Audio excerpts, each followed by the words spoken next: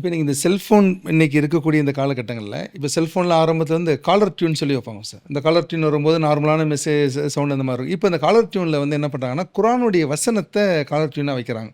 அதே மாதிரி செல்லதாசிரியர் புகழ்பாக்கள் வைக்கிறாங்க. தமிழ் இருக்கக்கூடிய இந்த கசீதாக்கள்லாம் வைக்கிறாங்க.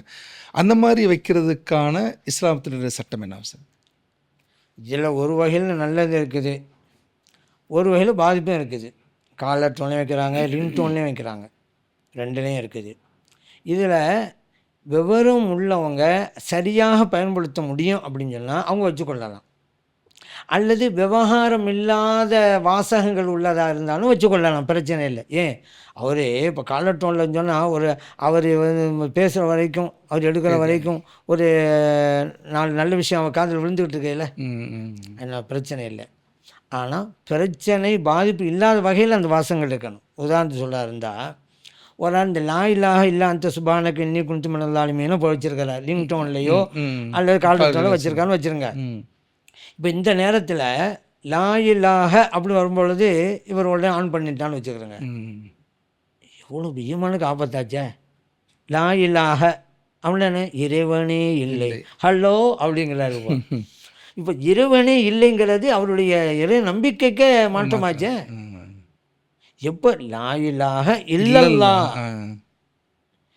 அல்லாவை தவிர வேறு இறைவன் இல்லை, அப்போ தானே முழுமை பெறும். முழுமை பெறாத வாசகமாக இருந்தாலும் இறை நம்பிக்கைக்கு பாதிப்பு இல்லைன்னா பேச்சு கிடையாது. ஆனால் இது இறைமைக்கு பாதிப்பாச்சே. இறைவனே இல்லைன்றது இவர் சொல்கிறாரு, இவர் சொல்லலை, அந்த சூழ்நிலை தானே வருது. அது ஒன்று.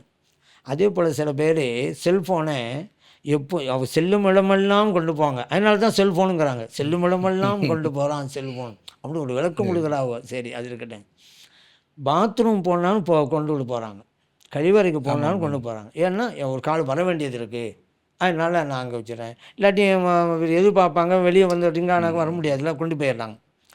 இப்படி உள்ள சூழ்நிலையில் ஒரு ஆயத்தை இவர் வச்சுருந்தாலும் வச்சுக்கிறேங்க. இப்போ பாத்ரூமில் குர்ஆனுடைய வசனம் ஓதப்படும் அல்லவா? பாத்ரூம்ங்கிறது நஜீஸ், அசுத்தம் உள்ள இடம். குர்ஆனுடைய வசனம்ங்கிறது தூய்மையானது.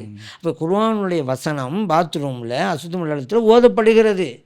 ஏன்னா இவர் ரிங் டோனாகவோ காலர் டோன் வச்சதுனால இந்த சிக்கல்லாம் வருது. அதனால் அதை தவிர்க்கிறது தான் நல்லது. இல்லை அப்படி வச்சுவிட்டான்னு வச்சுக்கிறோங்க, இவர் என்ன செய்யணும்? டாய்லெட் போனால் கொண்டு போகக்கூடாது. ஏன் இப்படி வச்சுருக்கிறோம், கொண்டு போகணும், அப்படி இருக்கணும். அதே போல் அந்த வாசகங்களை முழுமையாகிறதுக்கு முன்னாலேயே ஆன் பண்ணும் பொழுது அதனால் அர்த்தத்தில் பிழை இல்லாமல் இருக்கணும். அப்படி இருந்தால் ஓகே ஆகும், இல்லைன்னா கூடாது தான்.